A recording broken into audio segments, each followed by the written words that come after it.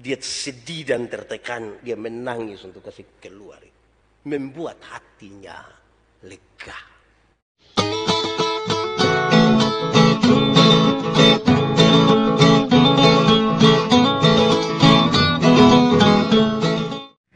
Mari kita berdoa untuk pemberitaan firman Tuhan.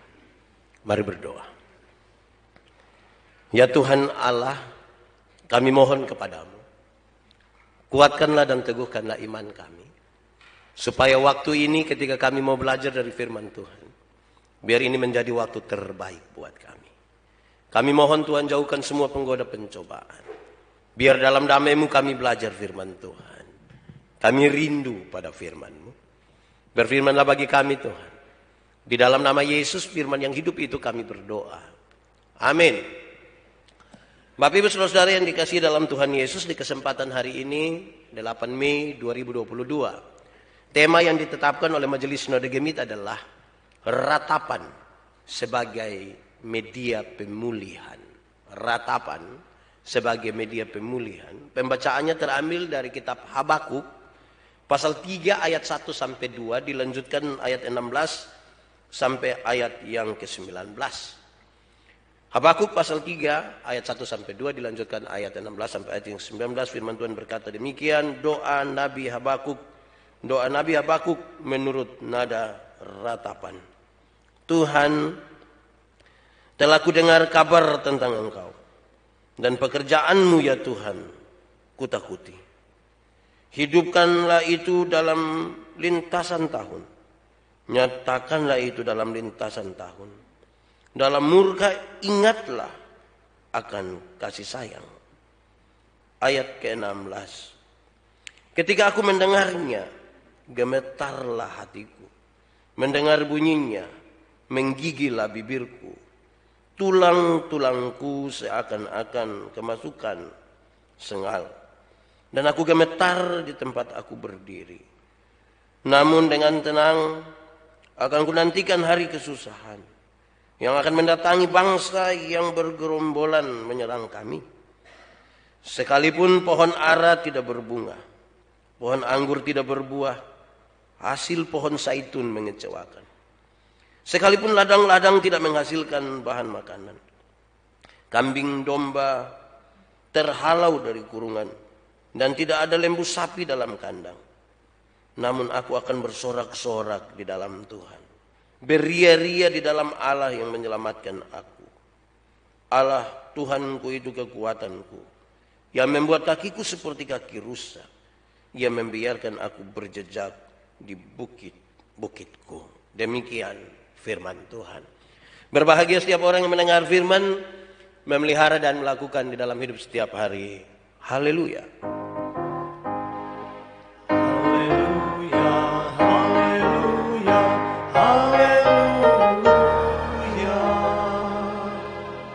Bapak Ibu Saudara-saudara, shalom. Sekali lagi shalom. Tema kita hari ini adalah ratapan sebagai media pemulihan.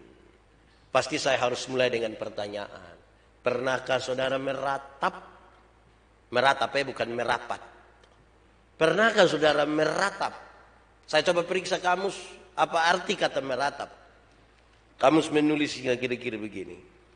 Meratap adalah tangisan yang disertai ucapan yang menyedihkan.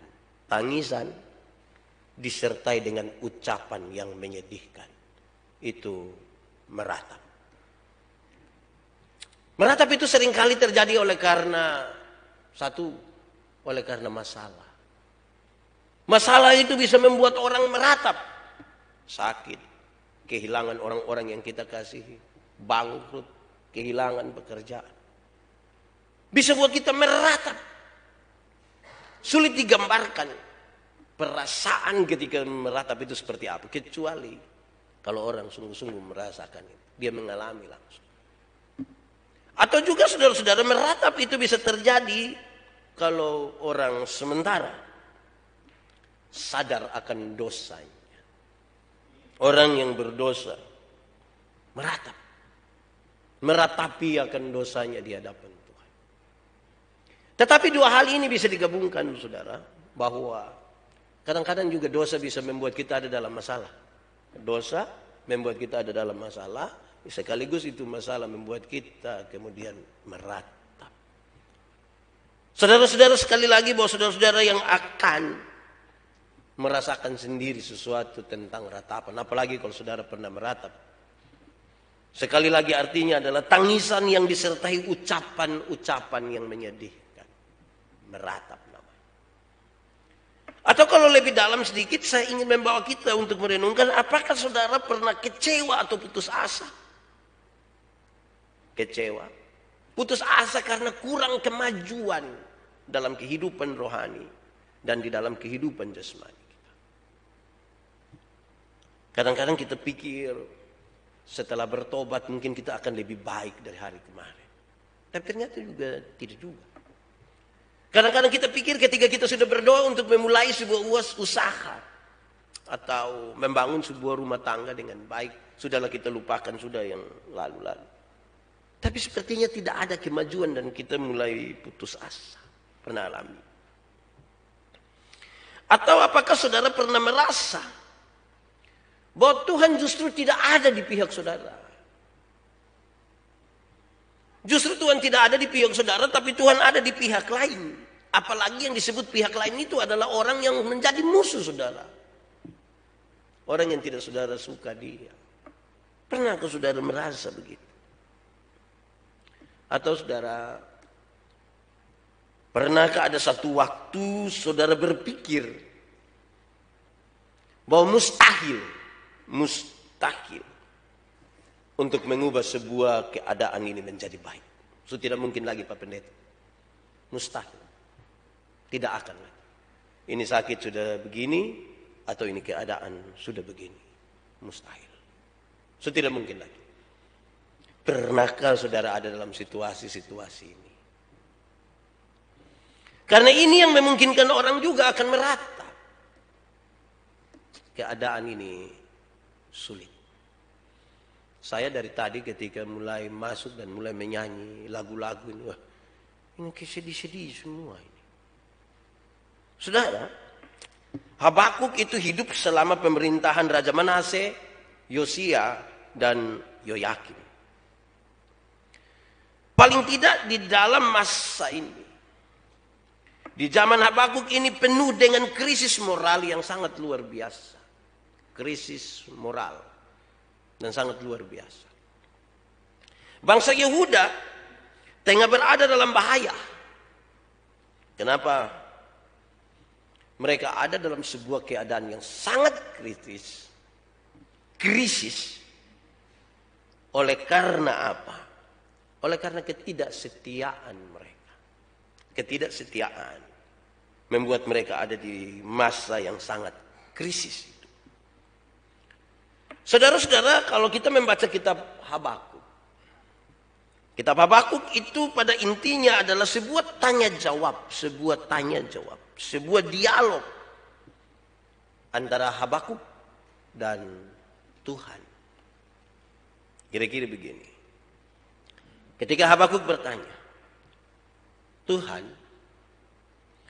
situasi di Yehuda sangat buruk.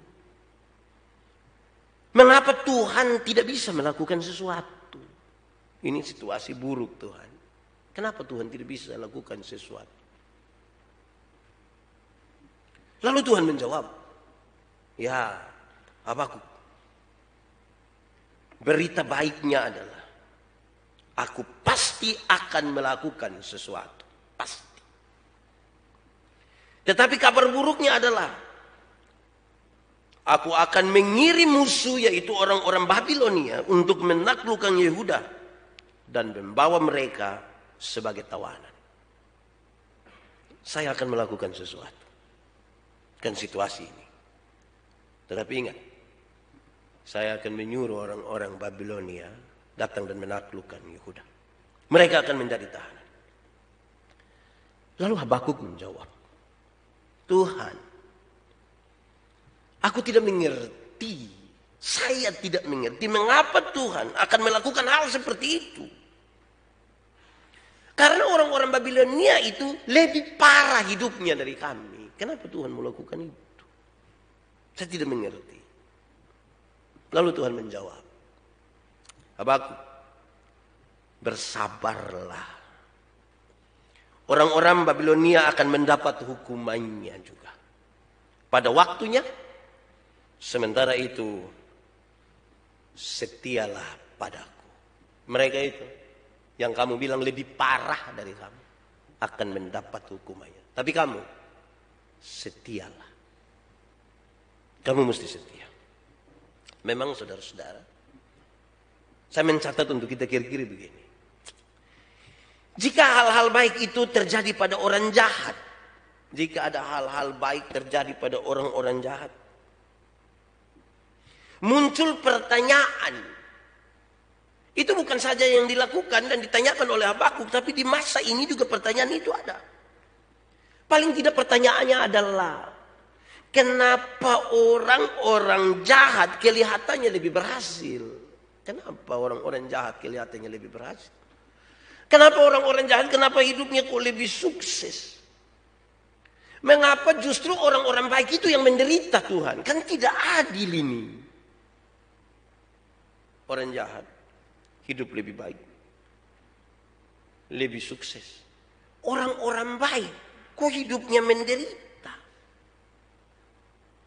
Kalau itu sempat muncul pada pikiran saudara, itu pernah muncul dalam hati saudara, apa rasanya? Marah.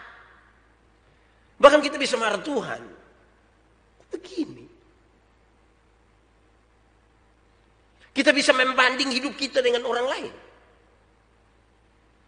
Mungkin juga ada rasa diabaikan. Sepertinya kok doa kita tidak didengar. Orang-orang jahat itu yang tidak beribadah itu, yang melakukan hal-hal yang tidak baik di hadapan manusia dan di hadapan Tuhan, kok hidup enak-enak ya? Sepertinya mereka sukses-sukses saja, tidak apa-apa.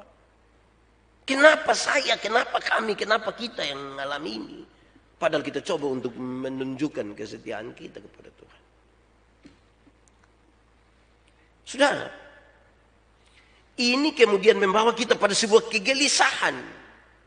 Kegelisahan yang menjadi pertanyaan terus-menerus. Kita gelisah melihat keadaan-keadaan ini. Orang baik kok begini. Orang susah kok. Orang yang jahat kok begini. Saya kira saudara tahu kisah itu toh.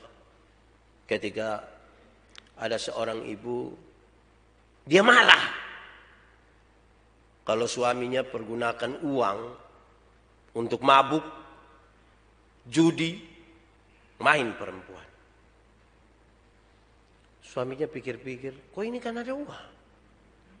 Lalu satu saat dia duduk-duduk, lewat satu orang susah. Dia panggilin orang, mau uang? Iya. Berapa? Kasih berapa? Oke, saya kasih 100 juta, tidak apa. Tapi saya mau tanya, biasa main perempuan? Tidak. Mabuk? Tidak. Judi? Tidak. Nah, kalau begitu saya kasih 100 juta, ikut saya.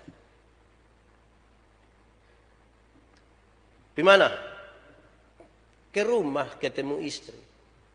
Mama. Iya. Siapa itu? Ini orang. Tidak main perempuan. Tidak judi. Tidak mabuk. Nah, ini model begini.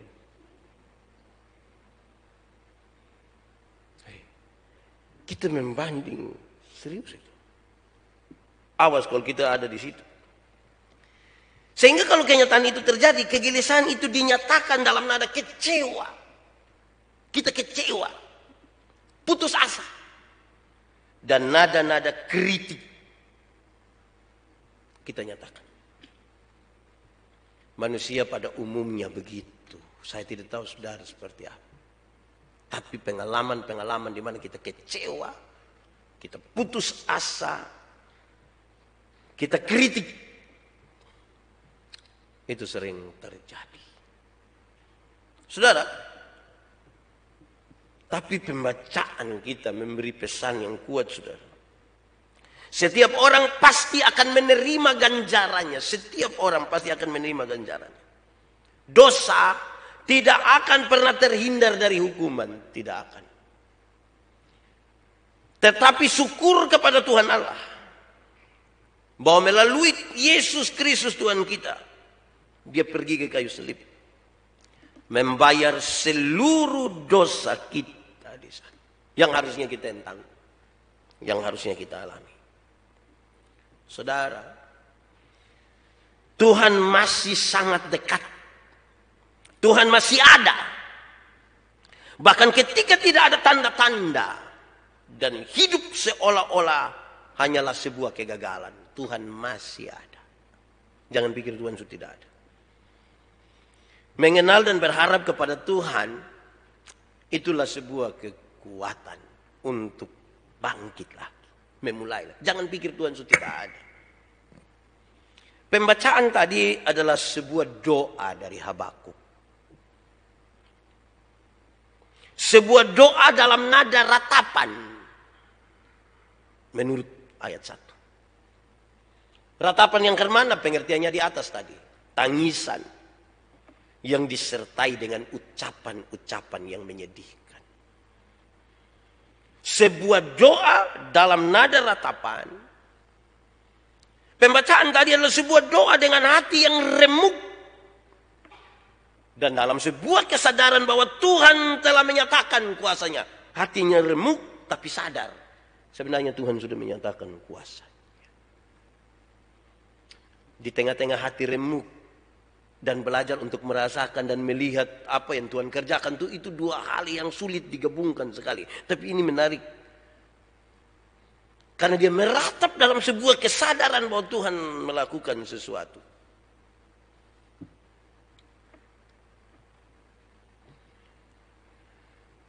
Ini adalah sebuah doa di mana Habakuk mulai mengerti penyertaan Tuhan dalam ratapan. Dia mengerti penyertaan Tuhan. Kasih Allah yang besar kepada manusia. Dan di bagian-bagian akhir itu dia sebutkan dengan sebaik-baiknya. Sekalipun pohon ara tidak berbunga, pohon anggur tidak berbuah, hasil pohon zaitun mengecewakan. Sekalipun ladang-ladang tidak menghasilkan bahan makanan. Saudara bisa bayangkan kesusahan-kesusahan yang disebutkan itu.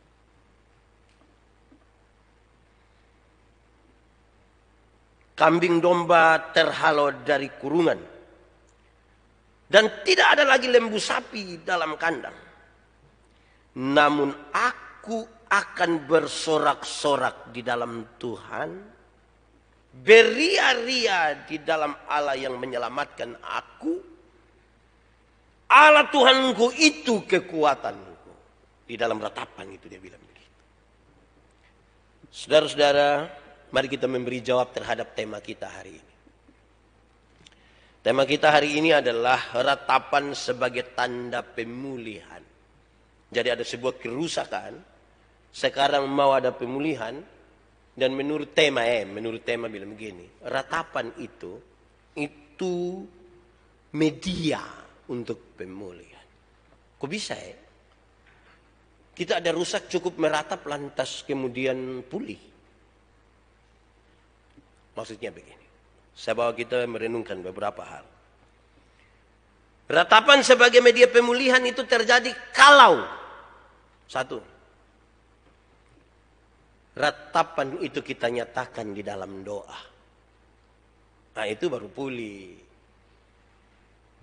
Ratapan itu kita nyatakan dalam doa. Saudara punya masalah, saudara lagi menemukan ada soal di dalam diri saudara, ada dosa, ada lain sebagainya membuat kita sedih, kita meratap, tapi nyatakanlah itu di dalam doa. Catatan utama bahwa kalau itu nyatakan di dalam doa berarti itu kita nyatakan kepada Tuhan. Banyak orang meratap, dia meratap di medsos. Dia foto dia punya diri, tulis sedih-sedih, tapi fotonya senyum. Jadi tidak sinkron antara foto dan ungkapan. Ini bukan ratapan. Ini cari perhatian. Berapa yang like, berapa yang komen. Terus dia bilang, yang kuat, saya yang kuat. Terus dia bilang, nomor WA do. Nah, itu dia punya masalah di situ. Kalau mau meratap di dalam doa. Nah, itu baru memulihkan. Kita ini kadang-kadang hampir tidak terkontrol.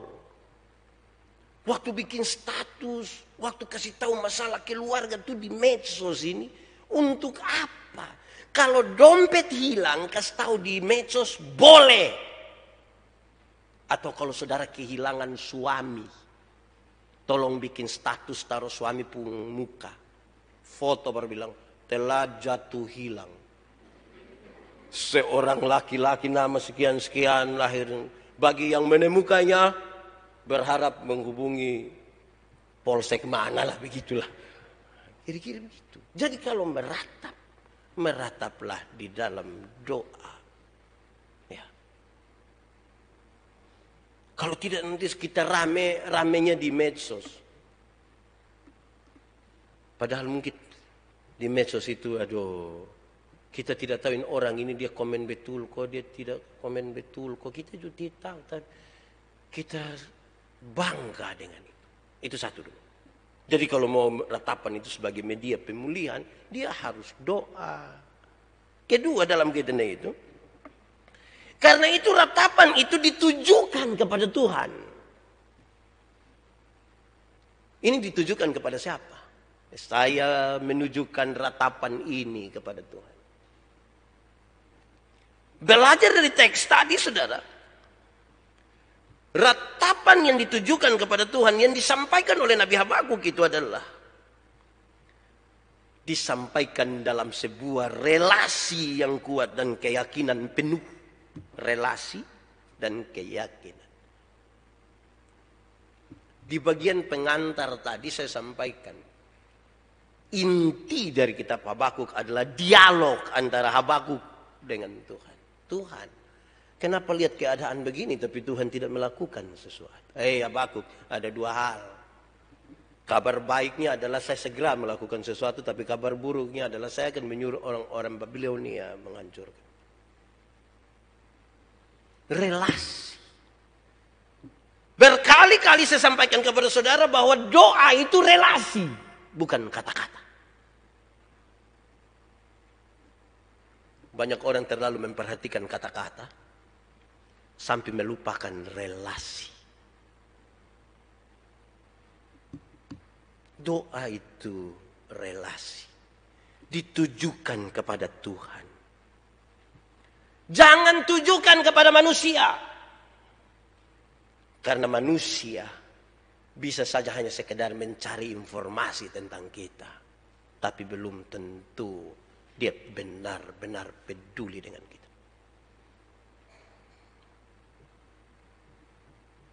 Karena itu merataplah kepada Tuhan. Ditujukan kepada Tuhan, jangan ditujukan kepada manusia. Saudara yang akan tahu. Saya juga akan tahu secara pribadi.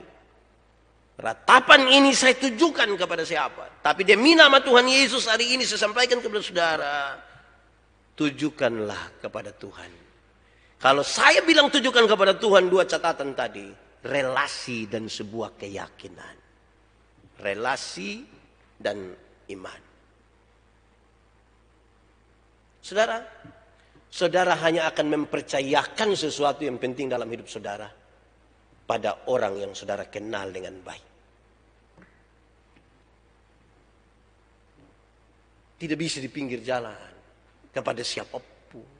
Tujukanlah kepada itu. Sekali lagi saudara, karena ini doa relasi bukan kata-kata. Dalam relasi itu saya bisa apa saja kepada Tuhan.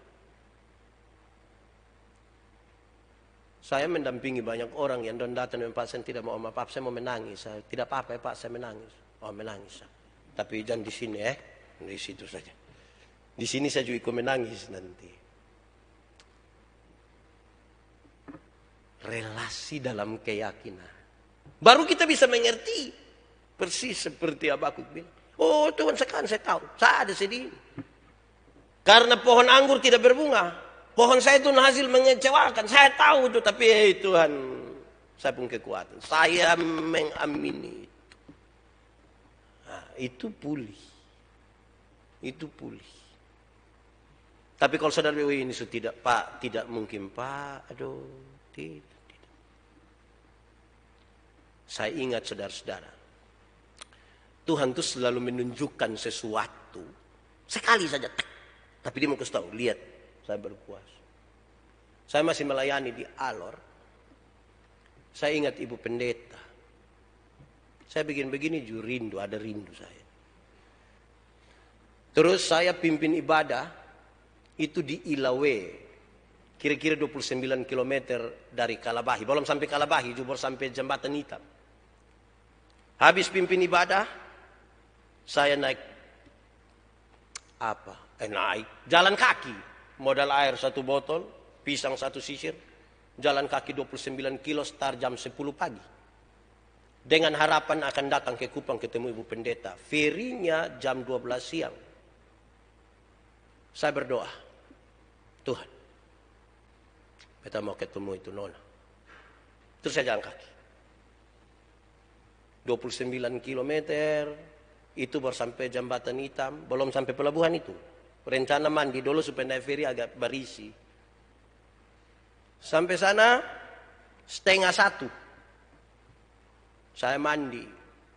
Ibu pendeta yang ada di gereja itu, saya punya mama saksi, dia bilang saya begini, yang dia mau pergi mana? Kupang. Pakai feri. Lu pembapa po feri. Pembapa po feri jadi pi. Tidak. Bilang saja ima antar beta ya mama ya. Jam 1. Naik motor sampai di pelabuhan feri. Pelabuhannya ada. Ferinya sudah di Tanjung 9. Dekat Pura. Menurut saudara, saya putus asa kok tidak? Rindu ini. Datang feri sujalan. Saya berdiri di pinggir feri situ, pinggir dermaga itu. Saya bilang, Tuhan nih. Tapi kan tidak percaya. Terus saya balik kembali. Jalan kaki sampai di pintu masuk pelabuhan. Saya dengar ini polisi dong ada bawa pakai HT bilang. Yang satu lagi marah-marah. Kenapa tidak teliti? Segala macam. Saya coba pasang. Saya tanya orang, kenapa? Don jawab gampang saja. Pak, ada satu alat dari waiter yang tadi don tidak kasih naik. Padahal ini sangat penting. Jadi, yaitu Ferry harus kembali. Ferry datang, saudara. Pas buka pintu itu alat naik, Pak Manobe juga naik. Saya kurang lebih sama dengan itu alat. Saudara, kadang-kadang kita berpikir sudah tidak mungkin. Saya juga tidak akan kasih tahu saudara bahwa kalau begitu pi di mana terlambat saja, gampang, bukan itu. Tapi Tuhan mau kasih tahu, dia bisa melakukan sesuatu. Sedih, meratap. Tapi karena relasi dengan Tuhan, dengan orang yang kita dekatkan, kita bisa bicara begitu. Coba saudara tidak kenal ini Panglima Abri. Terus saudara bilang, Panglima bisa. Saudara, yang dekat itu kita bisa bicara. Pulih. Ketiga, ratapan itu bisa menjadi pemulihan. Kalau ratapan itu membuat hati kita lega. Kenapa? Karena dia mengeluarkan sesuatu yang menekan. Saya menangis, saya meratap. Mau kasih keluar. Ada satu pak guru. Dia suka judi. Mabuk. Saya kira saya pernah bilang ini. Sampai istrinya tidak bisa bicara dengan dia. Untuk dia punya kebiasaan itu. Tapi yang dilakukan oleh istrinya adalah setiap hari. Setiap kali mempersiapkan pakaian dinas suami untuk pergi mengajar, dia selalu selipkan satu ayat Alkitab. Dia tulis, dia taruh di saku. Tidak tahu suami baca atau tidak tahu. 13 tahun. Sampai satu hari suaminya bilang begini, Mama, saya mau berhenti mabok, saya berhenti judi. Dia istri yang bilang, aduh puji Tuhan, baik sudah. Jadi Mama kalau dong mau hubungi saya untuk jadi majelis, ingkali saya mau. Selama ini dia tidak mau, ingkali dia mau. Jadi, dia jadi majelis gereja, 6 bulan kemudian dia mati. Artinya bukan dia bertobat kok jadi majelis itu yang bikin dia mati. Memang mati itu mati saja. Dan sampai nanti kita mau bikin jadi majelis lah, ada aduh jangan sampai 6 bulan lah saya. Tidak, ini memang mati itu mati saja. Poin yang saya mau cerita adalah pada waktu dia meninggal, saya dan ibu pendeta pergi. Waktu kami sampai dia punya istri menangis. Menangis sejadi-jadi. Tapi setelah menangis, dia berhenti sedikit dan dia tertawa sekuat-kuat. Saya dalam hati, Awi, ini imam itu ada apa efek ini? Tapi kemudian ini ibu bilang begini, Bapak, Mama, saya menangis tadi. Karena orang yang kita sayang, orang yang kita cinta ini dia meninggalkan. Saya sangat sedih. Tapi saya senang. Saya tertawa tadi karena saya senang. Karena sebelum meninggal dia telah mengambil keputusan penting di dalam hidupnya. Saudara lihat, dia sedih dan tertekan, dia menangis untuk kasih keluar. Membuat hatinya lega. Itu memulihkan. Saudara kalau menangis begitu tuh memulihkan, tapi kalau menangis, saya bisa Pak, tidak bisa. Aduh Pak, tidak bisa, saya tidak bisa tanpa dia Pak, aduh. Nah kalau kita menangis dengan cara tidak bisa tanpa dia, tidak bisa tanpa dia, oh sudah. Lama-lama kita menyusul dia. Kasih hati lega. Terakhir, ratapan. Ratapan yang memulihkan itu terjadi kalau ratapan itu bukan untuk memaksakan kehendak kita kepada Tuhan. Bukan untuk memaksakan kehendak kita pada Tuhan. Saya kemudian membayangkan ketika dialog antara Habakuk dan Tuhan. Dia kan merindukan sesuatu kan. Tuhan kenapa lihat begini, Tuhan tidak kerjakan. Saya akan membiarkan ini datang dan seterusnya. Ini sebuah ratapan yang dia tidak memaksa Tuhan, tapi dia sementara mempersiapkan diri untuk menerima sebuah keadaan. Dan keadaan itu rumit. Sebuah persoalan penting dalam hidup kita ini, saudara, kadang-kadang terjadi karena kita tidak mampu menerima keadaan. Kita berusaha lari dari kenyataan. Kita tidak mau terima itu keadaan. Jangan memaksa kehendak Tuhan dalam ratapan. Tapi sampaikanlah kepada Tuhan di dalam doamu tadi itu. Sambil bersegera untuk menerima keadaan. Ada mekanisme yang kita bangun dalam diri kita. Mekanisme di mana ketika ada masalah kita mau kita aman dulu. Kita proteksi kita pendiri supaya kita aman. Akhirnya kita tidak mau terima kenyataan. Banyak orang yang ketika dia sedih harusnya dia menangis. Tapi ada yang nasihat dia. Jangan menangis. Jangan menangis macam kayak orang tidak beriman saja. Jadi kalau orang menangis itu dia tidak beriman. Coba ibu-ibu melahirkan ketawa-ketawa. Pas melahirkan, anak 12. Begitu. Menangis itu realistis, saudara. Tapi janganlah kemudian yang menjadi soal kita adalah, jangan kemudian itu membelenggu kita begitu kuat sampai kita rasa sudah tidak akan ada lagi harapan. Itu dia soal. Realistislah terhadap sebuah keadaan. Sambil melihat apa yang akan Tuhan kerjakan di sini. Yang mau menangis, nangis sudah. kepada Tuhan. Terimalah kenyataan hari ini. Keadaan hari ini bisa saja kita yang tentukan. Bisa saja kita yang tentukan. Kita yang melakukan ini akhirnya risikonya ini. Kita harus terima dulu. Baru mulai pada pemulihan.